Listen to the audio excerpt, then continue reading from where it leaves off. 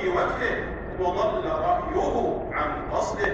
عن أبي هريرة رضي الله عنه أن رجلا قال للنبي صلى الله عليه وسلم: أوصني. قال: لا تغضب. فردد مرارا: قال: لا تغضب. رواه البخاري. وعند أحمد قال الرجل: ففكرت حين قال النبي صلى الله عليه وسلم ما قال، فإذا الغضب يجمع الشر كله. قال ابن عبد البر: هذا من الكلام القليل الألفاظ الجامع للمعاني الكثيرة والفوائد الجليلة. ومن كظم غيظه ورد غضبه أخزى شيطانه وسلمت مروءته ودينه. قيل لابن المبارك: اجمع لنا حسن الخلق في كلمة. قال: ترك الغضب. وقال رجل للشعبي: ألا تنتقم من فلان فقد عاداك ونصب لك؟ فقال الشعبي: ليست الأحلام في حال الرضا، إنما الأحلام في حال الغضب.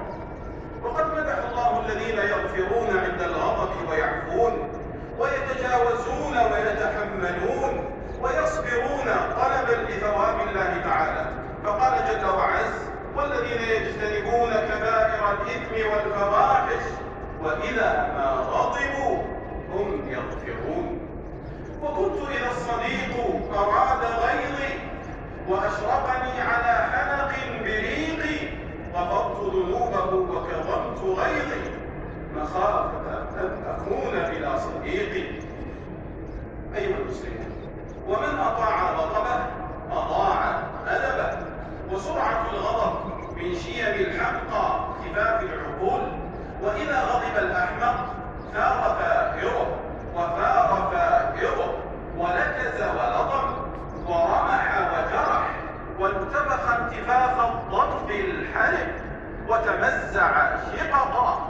إن كلمته تنمر وإن حركته تفجر وإن حاورته تسعر وإن خالفته تطاير شراره من الغضب وتعالى وتكبر.